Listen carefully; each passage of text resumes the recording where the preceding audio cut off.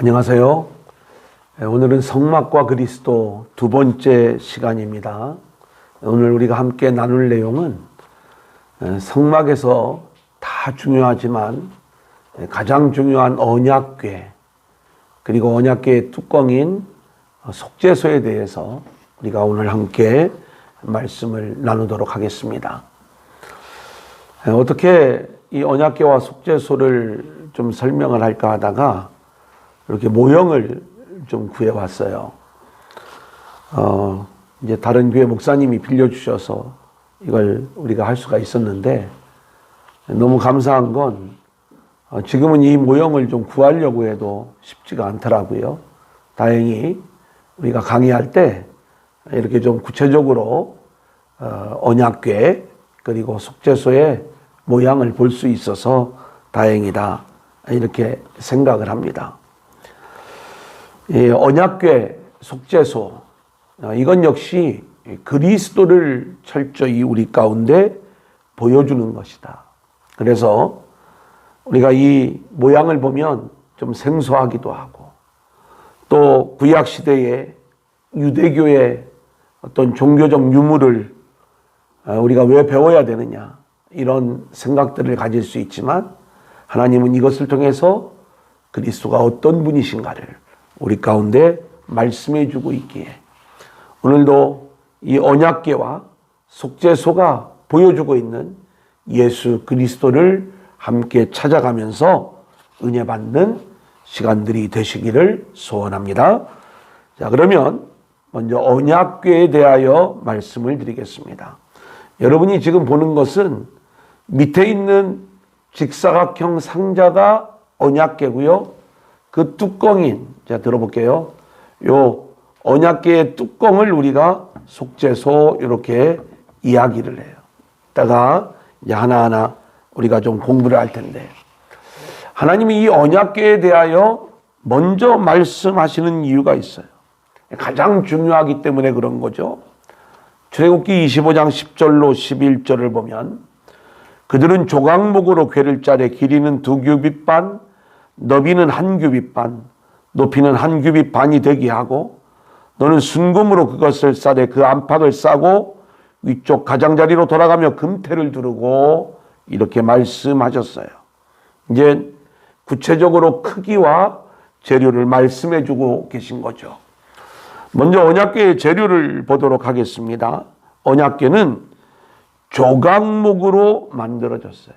이 조각목은 우리가 시띠나무라고 이야기를 하는데, 이 시띠나무는 광야에서 가장 내구성이 강하고 아주 튼튼한 나무입니다.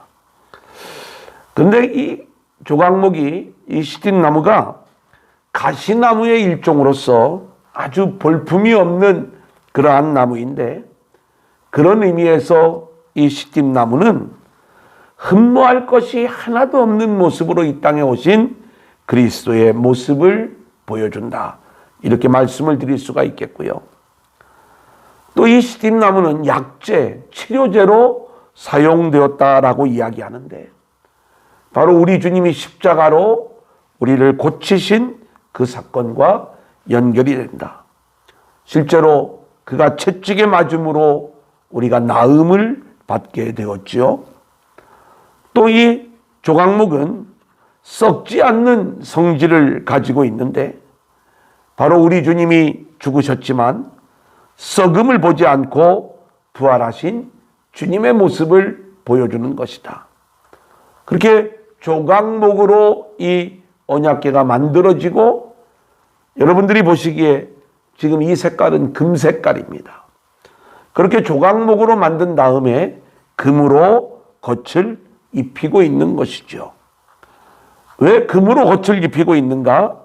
변함없는 진리이신 하나님을 보여주는 거예요.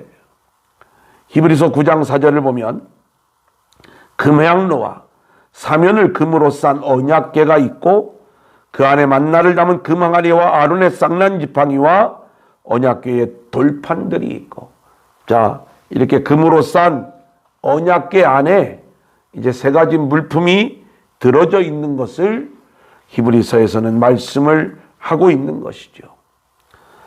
자, 이번에는 이 언약궤의 크기입니다. 제가 속죄소를 좀 잠깐 들어서 옆에다 놓겠습니다.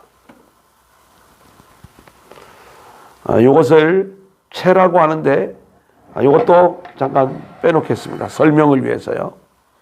자, 이렇게 이 네모난 상자를 우리가 이제 언약궤라고 하는데 길이가 2규빗 반, 또 너비가 1규빗 반, 또 높이도 1규빗 반 이렇게 이야기를 하고 있어요.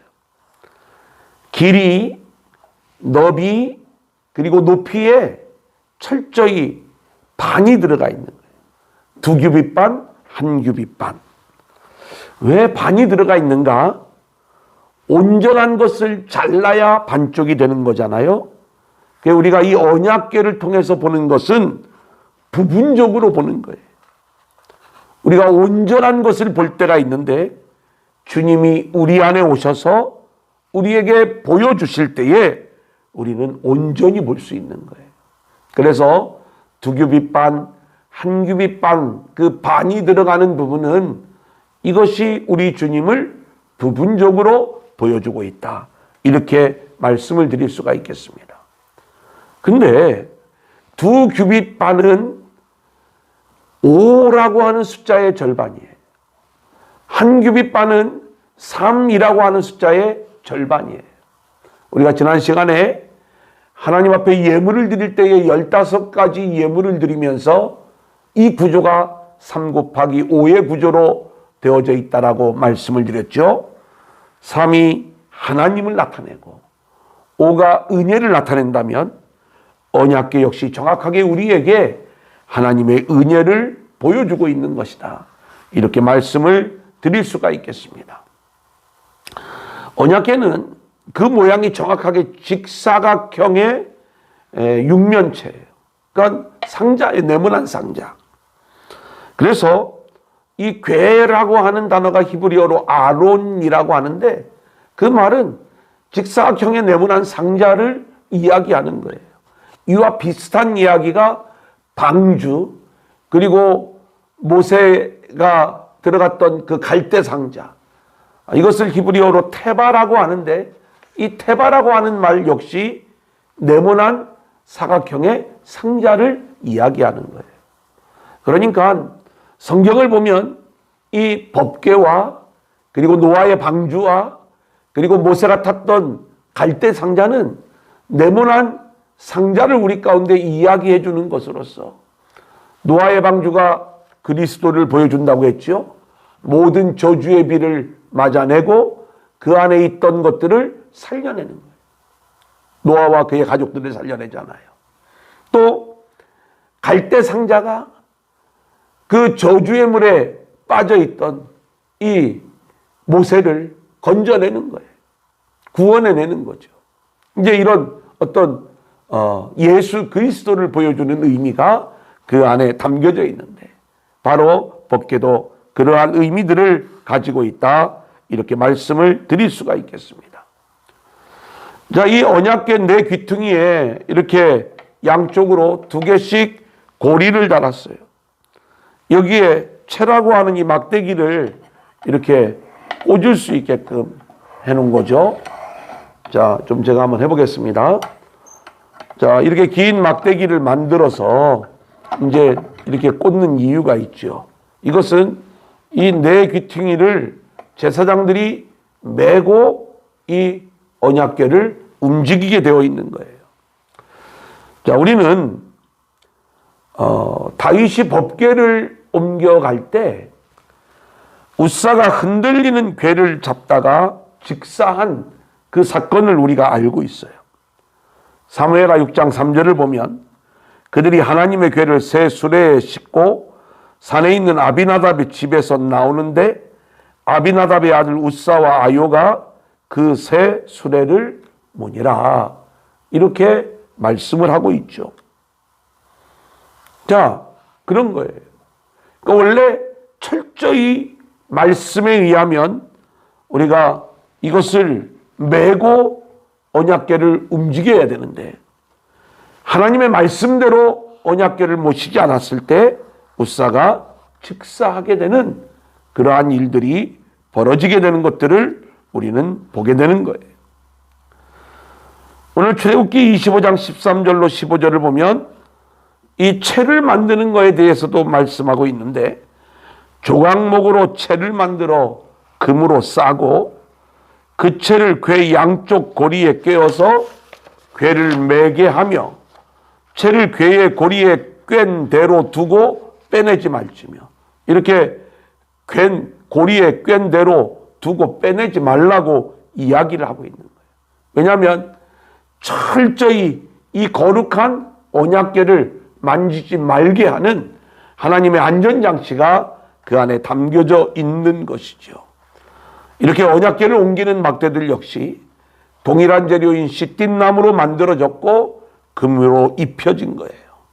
주님은 막대기들은 고리들에 늘 끼워두도록 그렇게 하셨던 것이죠. 자, 그러면 이 언약궤 속에는 뭐가 들어있었는가?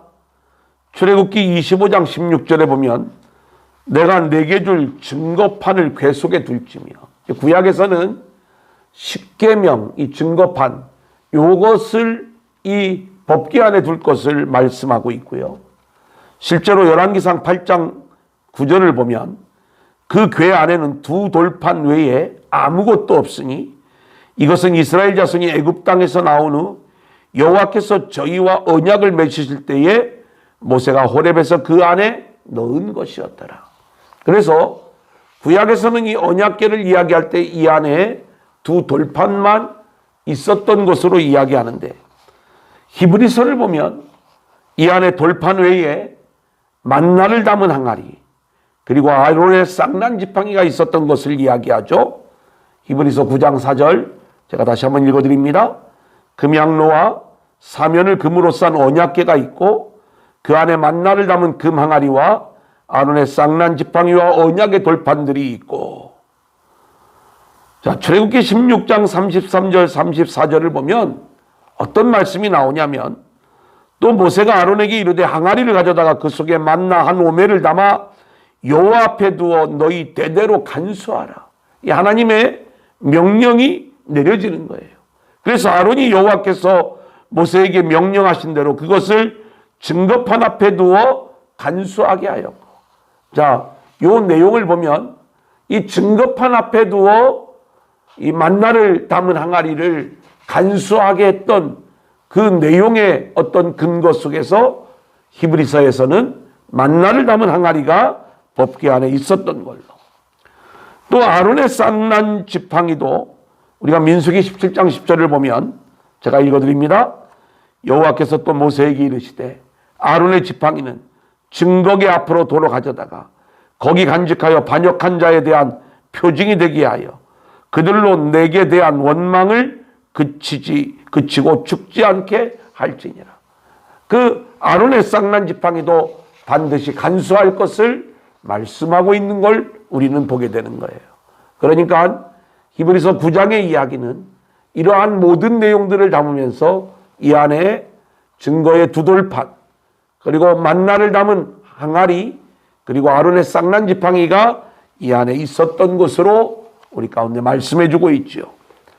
자, 이 내용물들이 우리에게 말씀해 주는 게 뭐냐? 여러분, 이것은 그 내용물 자체가 그리스도를 보여주지만 그리스도를 우리가 받아들이지 못했던, 그걸 온전히 붙잡지 못했던 그러한 우리들의 불순종을 또한 보여주고 있는 거예요. 십계명, 하나님의 말씀이 그리스도를 보여주죠. 만나, 하늘에서 내려온 생명의 떡, 그리스도를 보여주죠.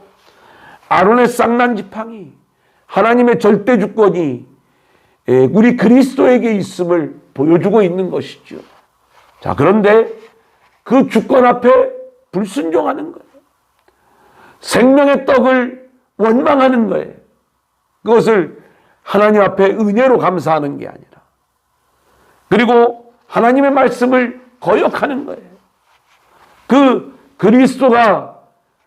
그리스도를 상징하는 것들을 하나님이 주셨음에도 불구하고 그것에 대하여 온전히 순종하지 못했던 그 모습들을 언약궤 안에 넣고, 그리고 속죄소인 이 언약궤의 뚜껑이 그 모든 죄악들을 덮어버리는 것.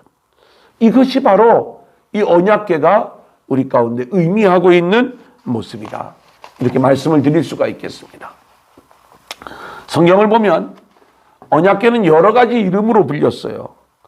레위기 16장 2절을 보면 여호와께서 모세에게 이르시되 내 형 아론에게 이르라 성소에 휘장한 법궤 위 속죄소 앞에 아무 때나 들어오지 말라 이렇게 이야기를 하면서 출애굽기 25장 22절을 보면 이 언약궤를 증거궤라고 말씀하고 있는 것을 보게 돼요. 제가 읽어드립니다. 거기서 내가 너와 만나고 속죄소 위 곧 증거궤 위에 있는 두 그룹 사이에서 내가 이스라엘 자손을 위하여 내게 명령할 모든 일을 내게 이르리라 이렇게 말씀하고 있어요. 왜 이 언약궤를 증거궤라고 이야기하는가? 이 안에 십계명 두 돌판이 있다고 했죠. 그게 증거판이에요. 그래서 그 증거판이 들어있는 언약궤이기 때문에 증거궤다. 이렇게 우리가 이야기하고 있는 거고요. 두 번째로는 우리가 이 법궤를 언약궤라고 부릅니다. 가장 대표적인 이름이다. 이렇게 말씀을 드릴 수가 있는데 민수기 10장 33절을 보면 그들이 여호와의 산에서 떠나 3일길을 갈 때에 하나님의 언약궤가 그 3일길에 앞서가며 그들의 쉴 곳을 찾았고 이렇게 말씀하고 있어요. 주님의 말씀이 이 안에 담겨져 있는 하나님의 말씀이 언약의 말씀인 거잖아요. 그래서 주님은 언약의 하나님이심을 보여주는 것이고 특별히 그렇게 이 언약궤가 상징하는 그 언약의 하나님 이것을 우리는 이루시는 분이 결국 예수 그리스도요. 주님이 이 땅에 오셔서 십자가를 지심으로 하나님의 언약을 이루어 주신 그 사건들을 우리는 보게 되는 거예요. 또 우리는 이 언약궤를 주의 궤 또는 승리의 궤 이렇게 부릅니다. 주의 궤는 요단강을 건널 때나 가나안을 정복할 때 항상 이스라엘 백성에 앞서서 나아갔지요. 우리 주님께서 전쟁하시는 분이심을 우리 가운데 보여주는 거예요. 여호수아 4장 11절을 보면 모든 백성이 건너기를 마친 후에 여호와의 궤와 제사장들이 백성의 목전에서 건넜으며 자 이렇게 여호와의 궤, 주의 궤는 승리의 궤가 되는 거예요. 여호수아처럼 우리 모두는 주의 궤가 예표하는 예수 그리스도를 앞세우고 겸손히 어린 양을 따라 그렇게 나아감으로 주의 승리가 우리의 승리가 되어지는 거죠. 이 놀라운 승리의 주인공들로 세워질 수 있기를 소원합니다. 또 이 언약궤는 하나님의 궤라고 불리워졌어요. 사무엘상 3장 3절을 보면 하나님의 등불은 아직 꺼지지 아니하였고 사무엘은 하나님의 궤에 있는 여호와의 전 안에 누웠더니 사무엘이 하나님의 궤 옆에 있었던 것처럼 모든 성도는요 하나님의 궤로 예표되어지는 예수 그리스도와 함께 우리가 있는 거예요. 예수 그리스도와 함께 우리가 어떻게 있어요? 말씀으로 있는 거죠. 말씀 안에 살고 말씀을 붙잡고 살고 말씀을 따라 사는 것. 이게 예수와 함께 살아가는 거예요. 언약궤는 또한 거룩한 궤라고 불립니다. 역대하 35장 3절 또 여호와 앞에 구별되어서 온 이스라엘을 가르치는 레위 사람에게 이르되 거룩한 궤를 이스라엘 왕 다윗의 아들 솔로몬이 건축한 전 가운데 두고 다시는 너희 어깨에 매지 말고 마땅히 너희의 하나님 여호와와 그의 백성 이스라엘을 섬길 것이라 이렇게 말씀하고 있죠. 거룩한 궤를 통해 예표되는 거룩하신 하나님을 통해 우리도 거룩한 존재로 정결하고 거룩하고 깨끗한 존재가 되어져야 되는 거예요. 또한 이 언약궤는 주의 능력의 궤라고 부름을 받았어요. 불리워졌어요. 역대하 6장 41절을 보면 여호와 하나님이여 일어나 들어가서 주의 능력의 궤와 함께 주의 평안한 처소에 계시옵소서. 여호와 하나님이여 원하옵건대 주의 제사장들에게 구원을 입게 하시고 또 주의 성도들에게 은혜를 기뻐하게 하옵소서. 이렇게 주의 능력의 궤라고 말씀하고 있죠. 우리는 연약하지만 주의 능력의 궤가 되시는 그리스도를 통하여 우리는 능력 있는 그리스도인, 강건한 그리스도인이 되는 거예요. 그만큼 이 언약궤는 철저히 우리에게 그리스도를 보여주고 있는 것입니다. 이제 이 법궤의 덮개 뚜껑인 속죄소에 대해서 우리가 함께 살펴보겠습니다. 오늘 본문 25장 17절을 보면 순금으로 속죄소를 만들되 길이는 2규빗반, 너비는 1규빗반이 되게 하고. 자, 이 법궤의 뚜껑이 속죄소라고 말씀을 드렸죠. 근데 순금으로 만드는데 길이는 2규빗반, 그리고 너비는 1규빗반으로 말씀하고 있어요. 언약궤의 길이와 너비가 같은 모습이고요. 두께에 대해서는 말씀하고 있지 않아요. 왜 두께에 대해서 언급하지 않는가? 하나님의 은혜와 긍휼로 그 죄악들을 덮는 게 속죄소잖아요. 하나님이 우리에게 부으시는 하나님의 은혜와 긍휼의 두께는 측량할 수 없는 것이기에 우리가 그 두께를 언급하지 않는 거죠. 시편 103편 11절 이는 하늘이 땅에서 높음 같이 그를 경외하는 자에게 그의 인자하심이 크심이로다. 속죄소의 크기가 정확하게 언약궤와 일치하고 있지요. 그것은 속죄의 은혜는 언약의 말씀과 뗄래야 떼어 놓을 수 없는 그러한 것이기에 하나님의 모든 은혜와 긍휼은 정확히 우리 주님의 말씀과 일치함을 보여주는 것이다. 이렇게 말씀을 드릴 수가 있겠고요. 이 속죄소의 재료는 순금으로 만들었죠. 그리고 이 속죄소가 이 안에 있는 증거판을 덮는 구조로 되어져 있는 거예요. 자, 이 안에 있는 세 가지 이제 내용물은 그리스도를 보여주면서 우리의 불순종을 담는 내용을 가지고 있다라고 이야기를 했는데, 속죄소에 있는 하나님의 은혜가 우리의 죄를 덮고 있는 그러한 모양으로 이 속죄소가 위치하게 된다. 이렇게 말씀을 드릴 수가 있겠습니다. 자, 그런데 이 속죄소 위에 양쪽에 이 천사의 큰 날개와도 같은 이 모양이 있죠. 이것을 우리가 그룹이라고 이야기를 합니다. 자, 출애굽기 25장 18절로 19절 제가 봉독해 올립니다.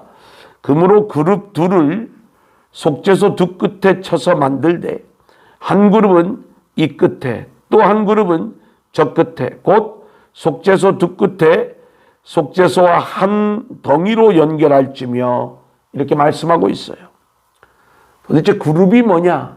성경에 보면 우리가 이제 천사들의 이름이 있어요. 그리고 성경에 등장하는 우리가 3대 천사를 가브리엘, 미가엘, 라파엘 이렇게 이야기합니다. 가브리엘은 하나님의 심부름을 하는 그러한 천사고, 그리고 미가엘은 전쟁하는 그러한 천사고, 그리고 라파엘은 치유를 돕는 그러한 천사로 알려져 있어요. 이와 별도로 성경에 보면 천상의 존재들 가운데 그룹 그리고 스랍이라고 하는 이름들이 등장을 해요. 그룹을 좀 이해하기 쉽게 말씀을 드리면 하나님을 경호하는 천사, 하나님을 호위하는 친위대 천사가 그룹 이렇게 표현을 할 수가 있고요. 스랍은 하나님을 예배하고 경배하는 천사다 이렇게 말씀을 드릴 수가 있겠습니다. 자, 우리가 하나님을 모형으로 만들 수 없잖아요. 예, 하나님이 어디에 계시는가? 하나님은 그룹 사이에 자정하신 하나님. 그러니까 이 속죄소 뚜껑 위에 우리 하나님이 그룹 사이에 자정하셔서 여기서 우리를 만나 주시는 것이죠. 그래서 주님을 그릴 수가 없기 때문에, 또 만들 수가 없기 때문에 주님이 계신 위치를 그룹들을 만들어서 알게 해주시는 거예요. 우리 주님은 그룹들 사이에 거하시는 분이시다. 시편 80편 1절, 그룹 사이에 자정하신 이여 빛을 비추소서. 99편 1절, 여호와께서 그룹 사이에 자정하시니 땅이 흔들릴 것이로다. 이사야 37장 16절, 그룹 사이에 계신 이스라엘 하나님 만군의 여호와여, 주는 천하 만국의 유일하신 하나님이시라. 주께서 천지를 만드셨나이다. 주님이 거하시는 장소는 그룹들 사이, 즉 시은자가 하나님의 좌석이 되는 거예요. 요 그룹과 그룹 사이에, 이곳에 하나님의 은혜가 임하는 자리가 되는 것이죠. 우리는 하나님의 긍휼을 얻기 위하여 주님이 계신 긍휼의 자리, 은혜의 자리로 나아가야 된다는 거예요. 여러분 보세요. 여기서 우리 주님이 우리를 만나주시는데, 이스라엘 백성들은요, 이곳에 나아갈 수 있는 제사장이 있다는 것, 대제사장이 있다는 것, 이걸 엄청난 긍지와 자랑으로 여겼어요. 왜냐하면 하나님께 나아갈 수가 있다는 거예요. 근데 보세요. 그들이 나아갈 수 있는 방법은요, 재물을 준비해야 돼요. 그리고 본인 스스로 나가지 못하고 제사장, 대제사장의 도움으로만 하나님께 나아갈 수가 있는 거예요. 근데 예수 그리스도께서 오셔서 하나님이 그 예수의 몸을 찢어버리시는 거죠. 성소의 휘장을 위에서 아래로 찢으신 것처럼 그 휘장이 주님의 육체, 주님의 몸을 가리키는 것인데, 그렇게 우리 주님이 거룩한 보혈의 피를 흘려 죽으시면서 당신을 단번에 완전한 제사를 드림으로 이제는 우리가 담대함으로 참된 마음과 믿음으로 하나님 앞에 나아갈 수 있는 그러한 존재가 된 거예요. 이게 얼마나 감사한 일이고 은혜로운 일입니까? 우리가 이 사실에 늘 감동하고 감격해야 되는 거예요. 구약의 백성들은 그 그리스도를 모형하는 제사장, 대제사장만으로도 그렇게 감동하고 감격을 했는데, 우리는 완전하신 제사장으로 이 땅에 오신 예수 그리스도를 품고 있으면서도 우리가 그 주님에 대하여 감동하거나 감격하지 않는다면 우리는 겉으로만 예수를 믿고 있는 그러한 위선적인 신앙인에 불과하다, 이렇게 말씀을 드릴 수가 있겠습니다. 출애굽기 25장 20절을 보면 그룹들은 그 날개를 펴서 그 날개로 속죄소를 덮으며 그 얼굴을 서로 대하여 속죄소를 향하게 하고, 요 모양이죠. 그대로 이 천상의 존재들이 하나님의 긍휼로 일어나는 속죄의 역사를 함께 기뻐하고 있는 거예요. 이 천상의 존재들, 이 하늘에 하나님이 만드신 그 존재들도요, 하나님이 행하시는 일들에 관심이 많아요. 그래서 그 얼굴을 이렇게 하나님이 계신 그 자리로 향하게 하고, 그리고 하나님이 어떤 일들을 하시는가, 그 하나님이 하시는 일들을 천상의 존재들도 함께 기뻐하는 거죠. 누가복음 15장 10절을 보면 내가 너희에게 이르노니 이와 같이 죄인 한 사람이 회개하면 하나님의 사자들 앞에 기쁨이 되느니라. 죄인 한 사람이 회개하고 돌아오면 하나님에게도 기쁨이지만 이 하늘의 존재들에게도 다 기쁨이 된다는 거예요. 우리가 창세기 3장 24절을 보면 이같이 하나님이 그 사람을 쫓아내시고 에덴 동산 동쪽의 그룹들과 두루두는 불칼을 두어 생명나무의 길을 지키게 하시니라. 여러분, 하나님이 우리 인간을 내쫓으시고 생명나무로 가는 길을 막아버렸어요. 이것을 불칼과 그룹들이 지키는 거예요. 죄인이 여기에 접근하지 못하도록. 자, 그런데 이 그룹들이 이제는 속죄소에서 주님의 긍휼로 속죄함을 받고 그렇게 죄의 문제를 해결하고 구원받는 것들을 목격하면서 이 속죄소가 정확하게 주님의 십자가를 우리 가운데 보여주고 있는 것 아닙니까? 대속의 피가 부어져 또 놓여져 그렇게 우리를 용서하시는 하나님의 은혜가 임하는 그 자리, 바로 주님의 십자가의 자리를 우리 가운데 보여주는 거예요. 생명나무로 가는 길을 막았던 그룹들이 이제는 그렇게 십자가 앞에서 이렇게 언약궤 속죄소에서 우리를 만나주시는 그 하나님 앞에서 우리가 죄의 용서함을 받고 구원함을 받는 그 놀라운 일들을 얼마나 기뻐하겠는가. 자, 굉장히 놀랍고 신나는 그러한 일들이죠. 자, 이 속죄소의 영적인 의미가 있습니다. 속죄소는 율법의 저주로부터 우리를 보호해 주는 거예요. 증거판을 이 속죄소가 덮고 있는 거죠. 오늘 본문 25장 21절을 보면 속죄소를 궤 위에 얹고 내가 내게 줄 증거판을 궤 속에 넣으라 이렇게 말씀하고 있어요.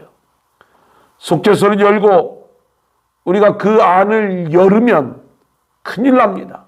성경을 보면 이것을 열어서 보다가 죽게 되는 장면을 우리가 보게 돼요. 사무엘상 6장 19절로 20절을 보면 벳세메스 사람들이 여호와의 궤를 들여다본 까닭에 그들을 치사 70명을 죽이신지라. 여기 보면 5만 70명 이렇게 이야기를 하고 있어요. 여호와께서 백성을 쳐서 크게 살육하셨으므로 백성이 슬피 울었더라. 벳세메스 사람들이 이르되 이 거룩하신 하나님 여호와 앞에 누가 능히 서리요? 그를 우리에게서 누구에게로 올라가시게 할까 하고. 자, 속죄소에 은혜가 없다면 우리는 모두가 다 이렇게 죽을 수밖에 없는 존재들이에요. 또한 이 속죄소는요, 주님의 임재의 장소입니다. 그룹 사이에 자정하시는 그 하나님의 은혜가 임하는 장소지요. 하나님은 이 속죄소에 앉으셔서 이스라엘 백성들을 만나주시되 대속의 피를 받으시면서 하늘의 은혜와 긍휼로 대하시겠다는 것이 이 속죄소를 하나님의 보좌로 삼으신 목적이 되는 거예요. 이 보좌로의 길이 십자가로 열려졌어요. 조금 전에도 말씀을 드렸죠. 마태복음 27장 50절 51절 예수께서 다시 크게 소리 지르시고 영원히 떠나십니다. 이에 성소의장이 위로부터 아래까지 찢어져 둘이 되고 땅이 진동하며 바위가 터지고 이렇게 말씀하고 있어요. 이제 우리가 주님 앞으로 나아갈 수 있는 길이 확연하게 열린 거예요. 그렇기 때문에 히브리서 저자는요, 그러므로 우리는 긍휼하심을 받고 때를 따라 돕는 은혜를 얻기 위하여 은혜의 보좌 앞에 담대히 나아갈 것이니라. 이것을 선포할 수 있었던 거예요. 또한 이 속죄소는요, 대속의 피가 뿌려지는 곳입니다. 레위기 16장 14절 15절을 보면 그는 또 수송아지의 피를 가져다가 손가락으로 속죄소 동쪽에 뿌리고 또 손가락으로 그 피를 속죄소 앞에 7번 뿌릴 것이며 또 백성을 위한 속죄제 염소를 잡아 그 피를 가지고 휘장 안에 들어가서 그 수송아지 피로 행함같이 그 피로 행하여 속죄소 위와 속죄소 앞에 뿌릴지니 이렇게 말씀하고 있어요. 이는 우리 주님께서 흘리신 십자가의 피를 보여주고 있는 것이죠. 피 흘림이 없이는 죄사함이 없는 거예요. 속죄소는 이렇게 그리스도의 피가 뿌려지는 십자가의 자리라는 것. 또한 이 속죄소는 교제의 장소입니다. 주님의 긍휼이 아니면 누가 감히 하나님과 교제를 나눌 수 있는가? 사람은 누구도 자신의 공로나 의로 구원받을 수가 없는 거예요. 오직 주의 긍휼로 구원을 받게 되는 거죠.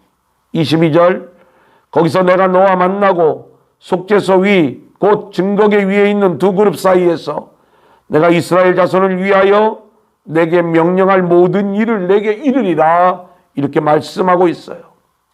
속죄소 위에서 우리와 만나고 우리에게 말씀하신다는 거죠.